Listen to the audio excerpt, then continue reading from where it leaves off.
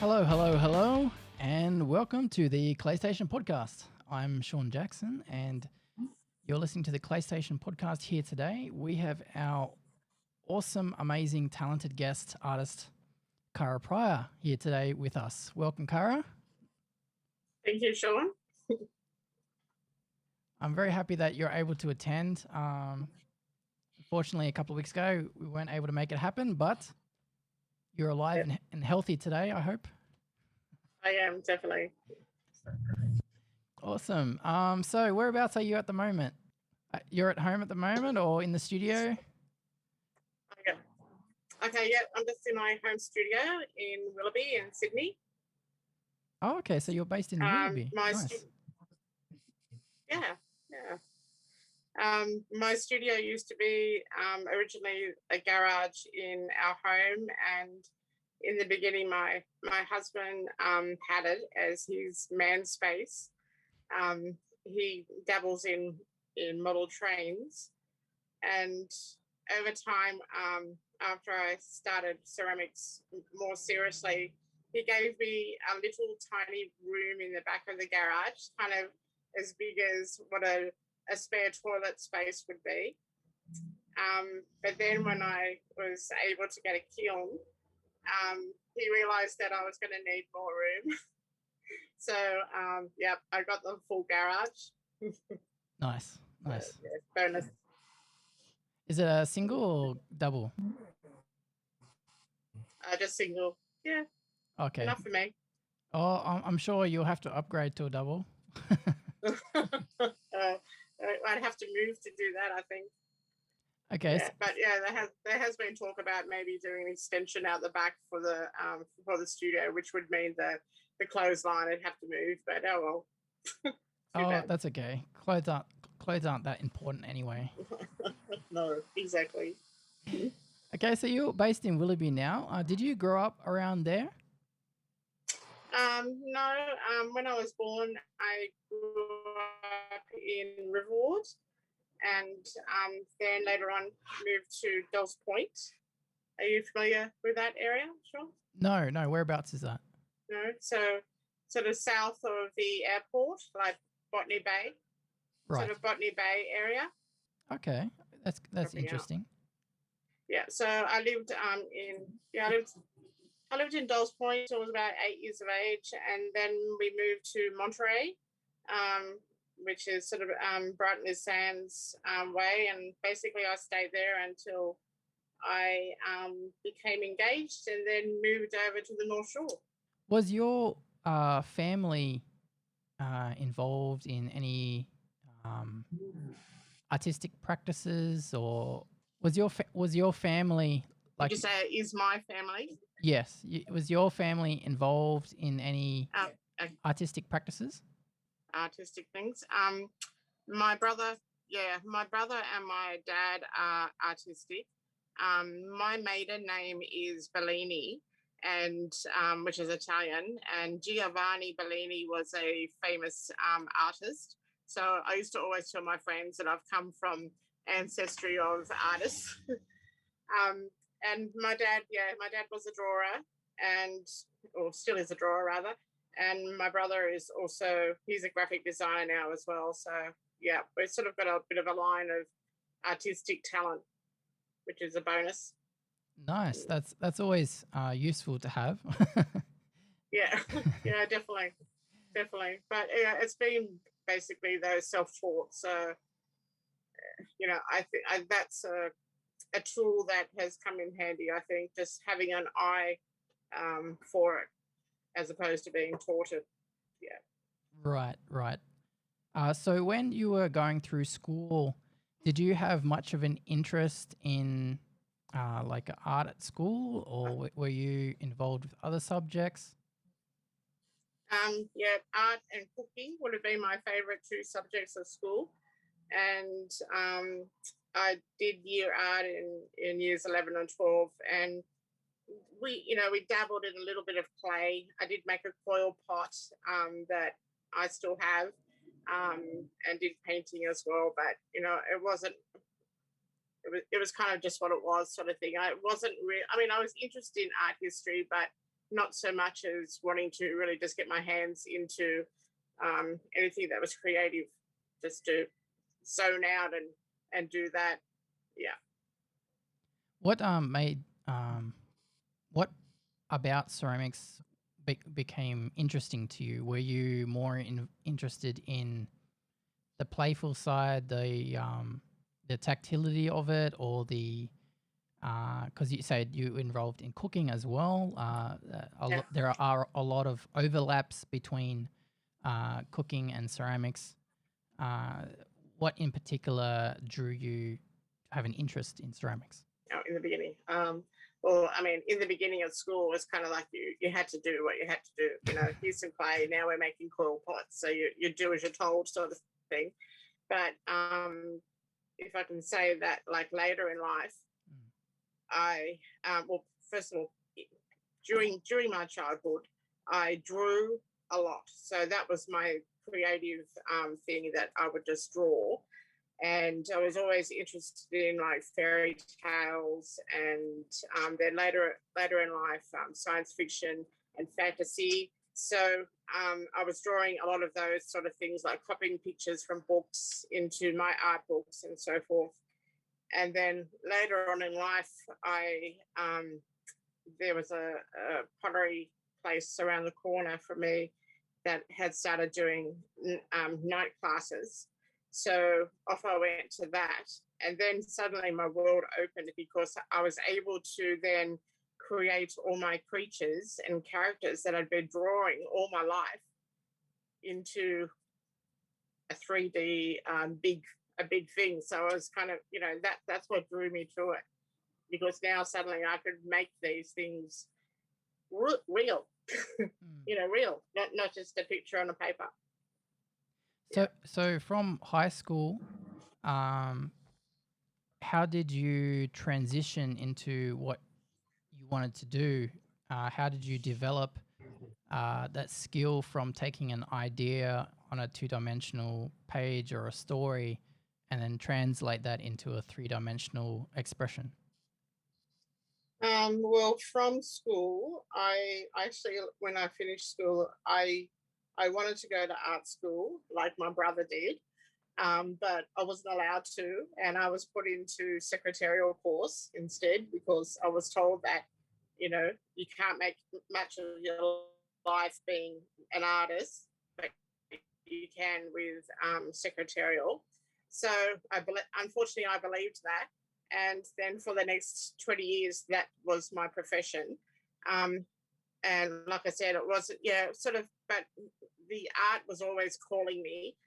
Um, yeah, I sort of dabbled in evening college doing folk art classes, so with painting and more drawing.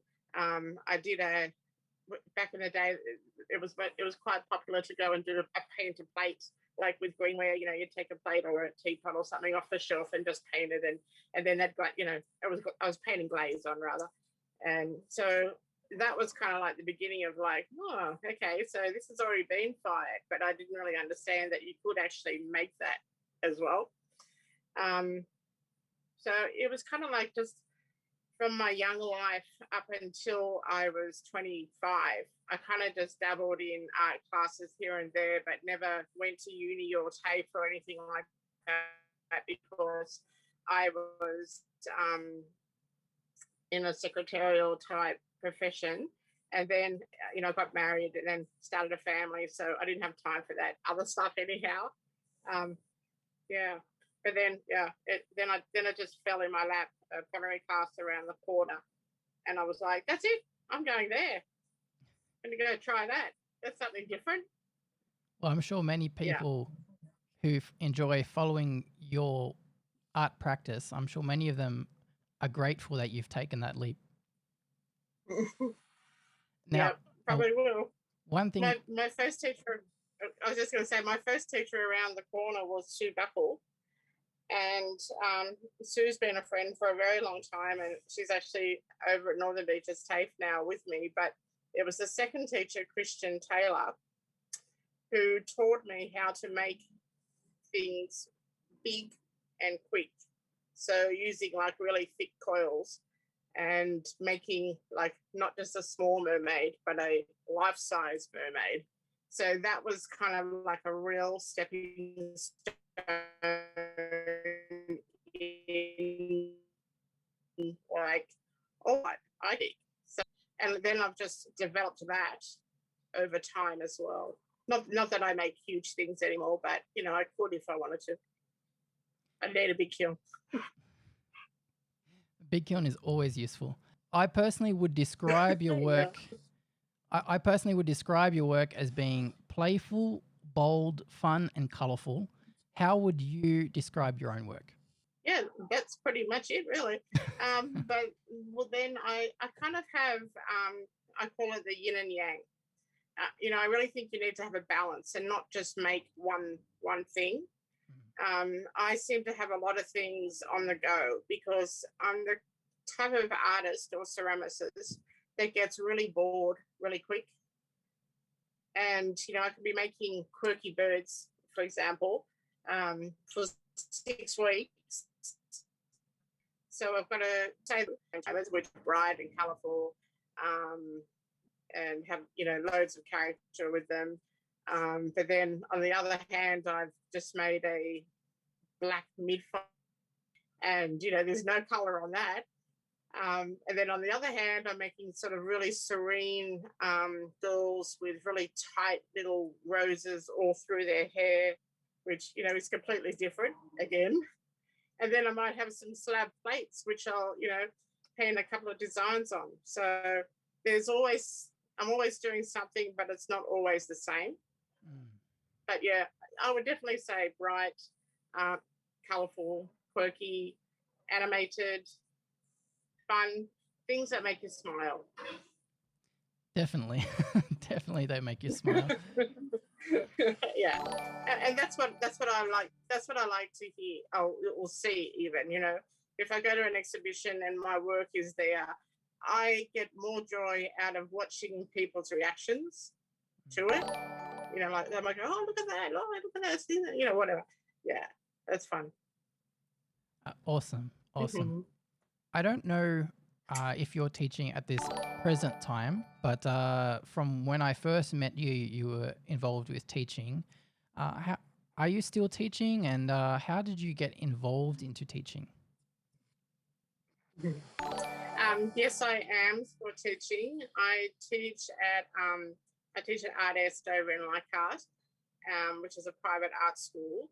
And originally I was just teaching kids classes there when I started. And I taught kids for 3 years.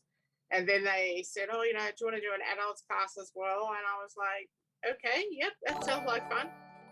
So we've sort of slowly developed the adults class from originally like 4 people. Now we're booked out. We've got a waiting list of each week, so that's great. But before that, I did a few afternoon classes in my studio here for kids and holiday classes. I've done a few birthday parties over the years. And even when my kids were in primary school, there was some times where I took in clay and did clay with the kids. That was a bit mental because it was like 30 children. But yeah, so yeah, sort of dabbled in all of that. How I got the job at Art S was a funny story. I didn't even know that this place, Art S, did exist. And it was my sister-in-law who had said, hey, Kara, there's this place in Leichhardt and they do a exhibition every year called Wolf. It's in Wolf, a dog. And I went, okay. And she goes, it's coming up. What have you got a dog or something that you could put into the exhibition? Because I make dogs. And I said, actually, I do. Yeah, definitely. So anyway, I went online, booked into this place and carrying a dog. And this lady said to me, what's that for? And I said, oh, for the wolf exhibition. And she's like, did you make that? And I went, yes, that's why I'm seeing. And I'm like, okay, thank you. And I was like, I was just a bit surprised because it was just an exhibition. And she's like, by any chance do you teach children? And I'm like, what's going on here? I'm just delivering a dog. And I said, well, actually, I do. And she's like, and do you have a what's it called? Working with children, like, can we give you an interview? And I'm like, this is bizarre, like totally bizarre. Like, I didn't even know this place existed. And suddenly I'm now being interviewed on a milk crate in a ceramic department that I'd never seen before by a run, which I run. And I had nothing there to show, like, I had no resume or anything. So I'm just basically showing him pictures of mine through Instagram, and yeah, so that's how I got the job. So that was the best interview really for my entire life. Oh man, Pretty crazy. it's such a great amount of luck that you've been able to be blessed with. Do you prefer working with adults or with children? Ooh, I'm gonna say now adults. Okay. Because adults, they want to be there. They want to learn, and most of them are, old like us, and they've had their families, and everyone likes time out and just to sit there and chill out and relax and make some things that are functional for the home and have a good time. So yeah, I really love working with adults. Yes, kids classes are fun too, depending on the class, of course. School holidays can be good and bad, I find. But yeah, no, it's all good. It's all good. Kids, they love to learn, and they've got so much creativity as well. Some of the community work I absolutely love about your practice is that you work a lot in community projects, and you organize artworks that they're developed through input of the community, so that you'll focus on a section, and then it'll one item will be broken down into multiple sections, and then everyone will do their part, and then it'll grow into something large, like those the dragons, for example, that you've worked with in community projects, community classes. The Eastern show. Yep. Yeah, stuff like that. It's just amazing how something so huge can happen, and yet so many people have put like a part of their signature, their thumbprint, their fingerprint into it, and it's this animals able to grow into this massive beast from everyone putting their input into it. Stuff like that is really, I think, has a notion of soul or liveliness to it. It does, yeah. I did a dragon at the Easter show for a few times, something a bit different, and especially making a dragon, it was a massive a massive thing to do. But again, that's right, like you said, people were making little balls and then pushing in scales and making teeth and claws. Yeah, so you can imagine the kids love doing that. Now you're However, we couldn't take the dragon home with us, so it's a bit of a sad story what happened to that dragon.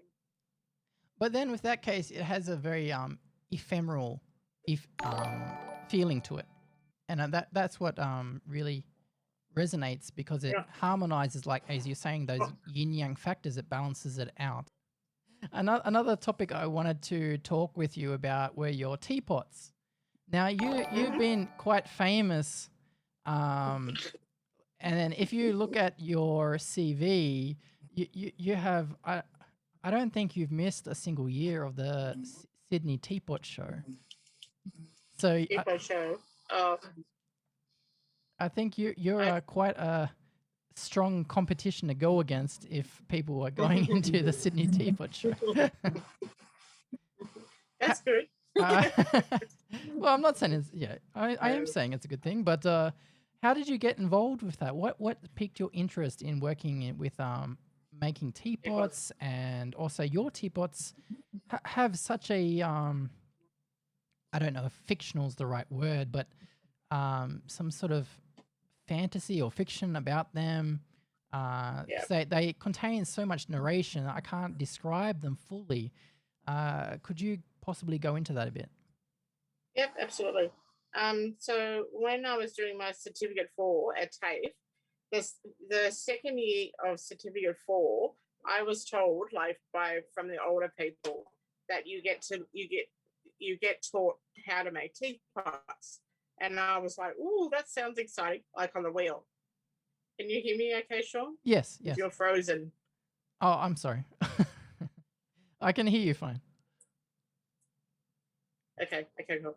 Anyway, okay. So anyway, at the end of first year Cert 4 was when the government ceased giving money to TAFE, and we were a bit uncertain if actually TAFE was going to go ahead anymore. So they kind of just cut the course. Anyway, cut a long story short, it was okay. We did go back, but they had cut off that year, and so we basically went straight into diploma. Anyhow, I felt really bad because I missed out on the learning how to make teapots, right?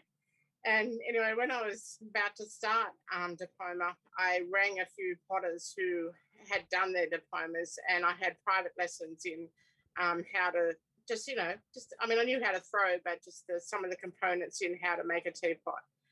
And so once I had that under my hat, I was like, okay, that's good. Now I know how to, initially make a teapot. I can bring my style into it.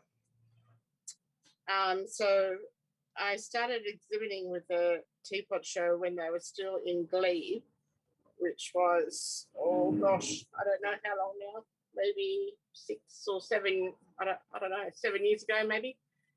And what I loved about that was you were able to enter 3 teapots, which was great. But what I really loved was that one of the sponsors for the Sydney Teapot Show is always Glebe Books in Glebe. And Glebe Books choose the theme for that category. So it's always going to be something wonderful from a book. Like one year it was Fantastic Beasts and Where to Find Them. We've had Alice in Wonderland. We've had, oh gosh, I can't even, we've had Animalia. So there are always really great themes like that. And it's funny, every year, apart from last year, of course, with COVID, every year when Kerry Lowe or whoever sends out the application to everyone about exhibiting and lets us know what the themes are for the show, I normally, I'll receive my email, but I've got to really pace myself. So it's kind of like, okay, I know that email's in my inbox, but I can't read it until I've really got a clear plate, because I know my brain is going to explode with ideas. And so I sort of open it up like a child creeping out for Christmas morning, and read through what the themes are. And like as soon as I read something, say it be Alice in Wonderland or whatever, my head just goes kaboom. And I'm just like, have a million ideas that they're just coming into my head. And then it's really about narrowing down my ideas. And that's when I do draw. Well, I mean, I do draw, but sort of I draw down some ideas of, okay, so how can I do that? What can I do? So I draw. And I've drawn things and I've looked at it and gone, are you serious? How the hell are you going to be able to make that? But 9 times out of 10, the drawing that I do draw is what I do make. So, it's crazy. Like, I don't know if you saw the Alice in Wonderland teapot, which, it's a great theme, because so it's really great to see how other people interpret the theme as well. I like saying, oh, that's a good idea, if they did that or whatever. So for that teapot, for example, I decided that I was going to do the Cheshire Cat and have the cat as the actual teapot. So his head was the lid, and then his paws came out like this. You can't see my arm. And one of the paws was the spout, and the other paw that was out was the handle, and then his other 2 paws were just down in front of him, like this or something or other. But then I decided that I would have, like, from the Alice in Wonderland, or I made them all separately, and there wasn't a glue involved with that, with balance. But yeah, it just becomes a big challenge in creating something that's coming from your head, really, into clay. It's crazy, I know. The amount I of make myself sick just thinking about that's how right. I'm going to put it together. So many people who are not involved in ceramics, they don't 100%, they don't understand So I wonder the what amount this of year will. engineering that's involved with Pardon? ceramics. So many people don't understand the engineering that's involved in ceramics to get something from an idea into a realistic or an object that can actually go through the rigorous steps from its greenware stage through to its bisque and end result. Okay, another thing I wanted to talk about was a lot of people in their artistic development, they look out or seek out opportunities. Have you, with your practice, do you actively seek out opportunities, or do you continually try to apply to get into stuff, or do you take a more laid back approach and take things how they roll out? Yeah, I'd say that more of a laid back approach. I've got things that I exhibit in every year, like the Easter show. Well, that's when you can, hey, in the Easter show and the teapot show, the a few different exhibitions at Kerry Low Gallery. Normally, I get into the Hewitt Gallery at Willoughby Arts Centre. And then, as well as that, there's always tutor exhibitions at Art Est and the end of year exhibition at Northern Beaches Ceramics. However, this year I have initiated a exhibition myself, which will be in July, with another 11 students from Northern Beaches, and then I'm also involved in another one as well. So yeah, I've got a lot of plans for bits and pieces between now and August, and I haven't really started anything towards that yet, so I better get to it. But yeah, normally I just sort of sit back and see what happens. Yeah. Awesome. That's good to know. It's good to know. Just have fun along the way. Yeah. Yeah. So many people, I think, when they're first getting involved into an art scene, they have quite a lot of anxiety and freak out a little bit about what they should do. And it's good to know that sometimes you just need to take a step back and let things happen. Yep. Okay, about ceramics, do you have a particular thing that you really like about ceramics, and something that you really hate about ceramics? That sort of positive, negative aspects about it. Well, about ceramics, I think it's a great thing to bring people together. It's a great thing, which I've observed with teaching beginners, using their hands and making something out of it. It's definitely a social thing. It's also, well, even with, I'm thinking like I've had 11 years at TAFE, and I think I've saved thousands of dollars in counselling. And like a lot of us think that as well. It's a great place to meet people, and great friendships, and to learn a whole bunch of things along the way as well. Hate, I don't know, clay dust, cleaning up filthy wheels. No, not really. I don't. No, I would definitely not say I have many hate issues about clay. As a teacher working in clay, do you have any particular goals that you have as a teacher? That people have fun, that they learn different techniques, and and teaching at artists, because I have a TAFE background and am still in the TAFE system as such, I'm quite aware of what how to run a successful studio and what that means. So I've got new questions. What was your question? What's your goal as a teacher? Oh, goal, that's it, goal. Yeah, just to make sure that everyone has fun and learns along the way and enjoys it and keeps coming back. Yeah, that's good. Coming back with also ideas of their own. You know, I get my students to do a little bit of research themselves and have a look around, and you know, even if things seem a little bit out of their league, you know, have a look at it, because I'm sure we could do it and approach it in a different way. Yeah.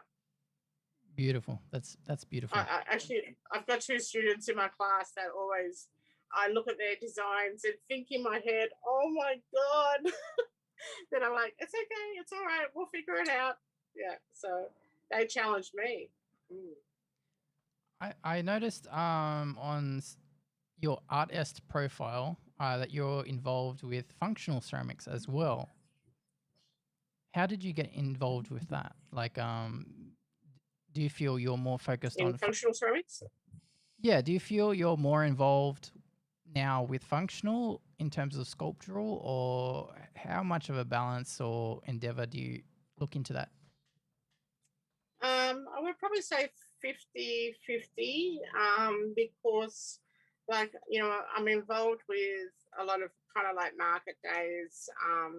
When I say market days, like, you know, the TACA open studio weekends and things like that. And it's kind of like normal people would probably, you know, spend between $30 to $60 on, you know, some plates or functional wear, as opposed to buying a $250 dog, you know. So I think it's nice to have a bit of a balance in that way as well, if you want to make a little bit of spending money to also make small item functional things as well.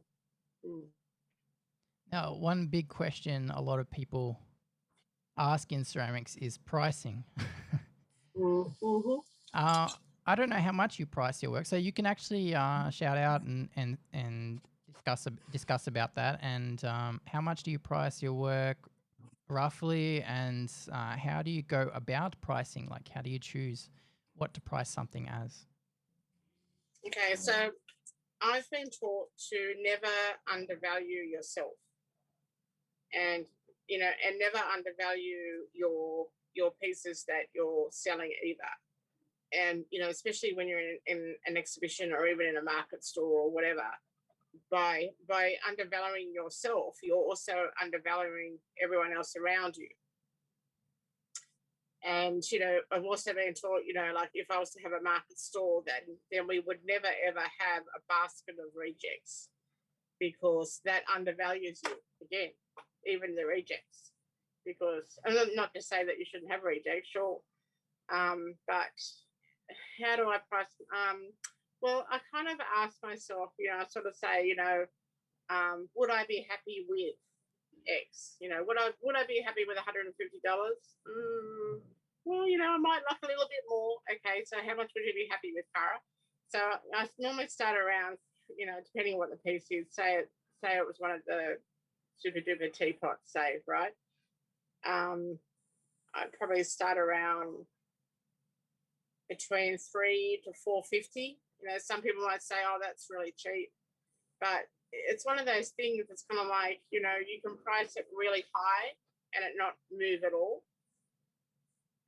You can price it really low, and of course, it's going to be sold. But are you going to be happy with the price that it did go for? So it's kind of a bit hit and miss.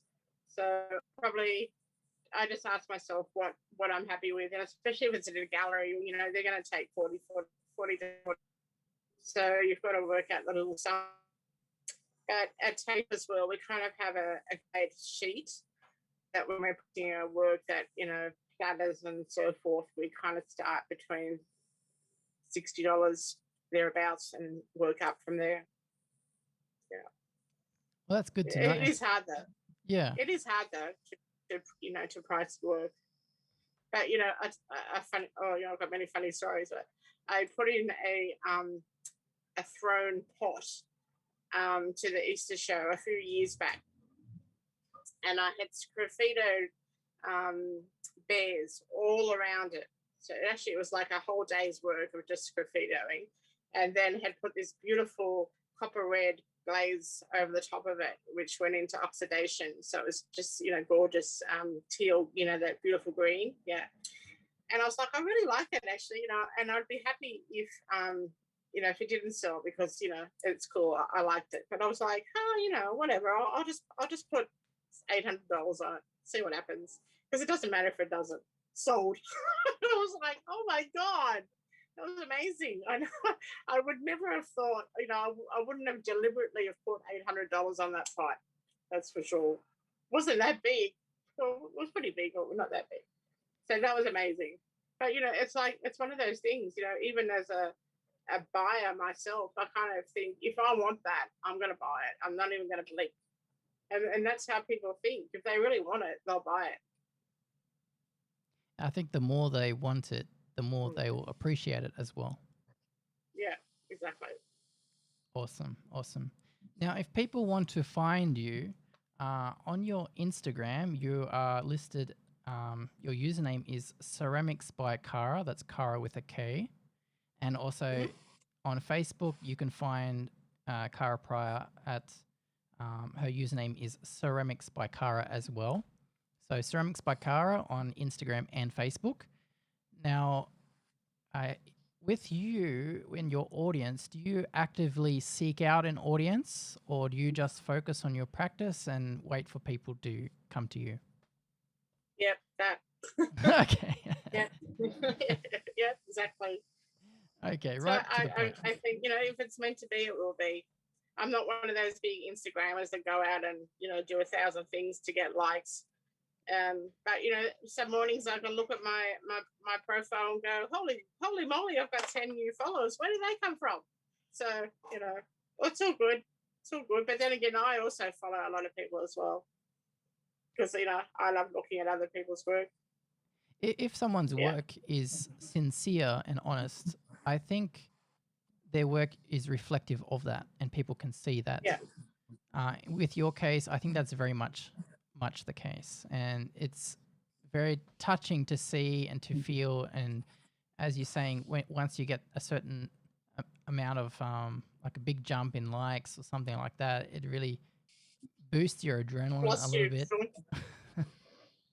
Okay, sorry about that. Oh, some people. That's okay. I didn't hear what you said. You dropped out. Oh, that's okay. Okay, some people in ceramics, they do a bit of travel to go and get inspiration and training or whatever. Do you have much experience in travel, or you're just not into that sort of gig? And whereabouts do you get your inspiration from? Okay. No, not a big traveler. Never been to Europe. It was my husband and I's goal to go there this year for our wedding anniversary, but that didn't happen. More local travel, like Bali and Fiji and Vanuatu. I'm more of a beachy palm tree type girl. Not to say that Europe is not on the cards one day. Who knows? But as for inspiration, one of my biggest ceramicists that I follow is Fleur. Now, I don't know how to pronounce her surname, but I call it Fleur Shell. And last year, she was going to be doing a 2-week intensive course at Gaia in Ubud in Bali. And I have been to Gaia and had a look at the studio, but I had never done a course there. And I said to my husband, I'm going to wait and see one day, that they might have someone there that, will take my fancy. And anyway, Fleur was going to go there. And I was like, oh my God, that's it. I'm going there. Fantastic. Booked in, paid, everything, had 2 weeks accommodation all ready to go. And what happens? Bloody COVID. So yeah, disappointment plus. But anyway, I'm just one person with one bad story. Everyone's got a bad story from last year for sure. Inspiration. I sort of look around, look on Pinterest for some ideas. It depends on what it is that I'm wanting to make, really. Yeah.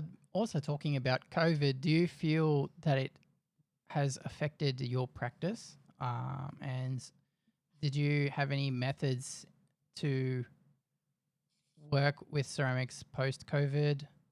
How did it affect you? Well, COVID in work wise, it fortunately enough didn't affect me.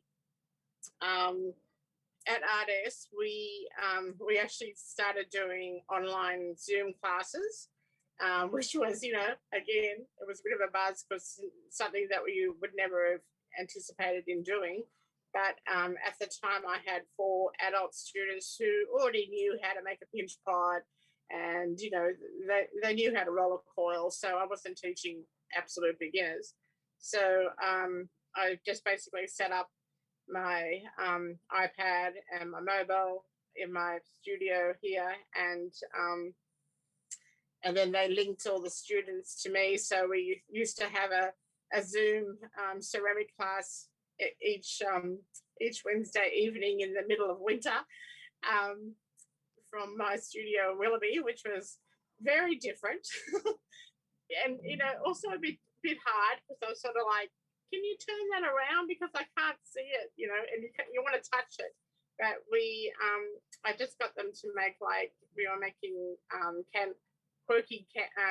what we do, quirky candlesticks.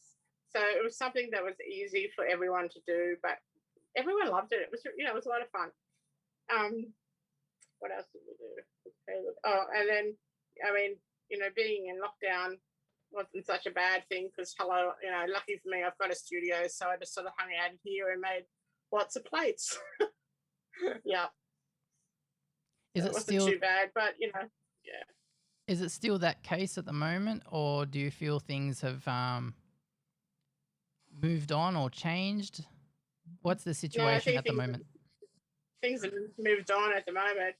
I think we sort of just plod along until the next time when we're in lockdown, really, unless we all have the vaccine before. So all the classes are open at Art Est? Yep. Okay, shout out to Art Est. Back to order. Yep, I know, right? Back to order. Yep. So if any of our listeners out there are looking to take on some ceramics classes, you can go to Art Est in Leichhardt. Free advertising, right? That's okay. That's good. Okay, I might leave it. I really appreciate you coming on the podcast today and sharing your information, your experience in ceramics. There's so many viewpoints to look into about so many people's different journeys in ceramics, and your story is definitely one to be noted of. And I appreciate your friendship and your openness to discuss things here today. And thank you so much for coming, Kara. This is Kara Pryor on the CLAYSTATION podcast. Kara, I'll see you. Thanks a lot, Sean. No worries. You're welcome, and the honor's mine to have you here today. I appreciate that, and I'll see you next time. Cheers. Thanks, Sean. See you, darling. See ya. Bye.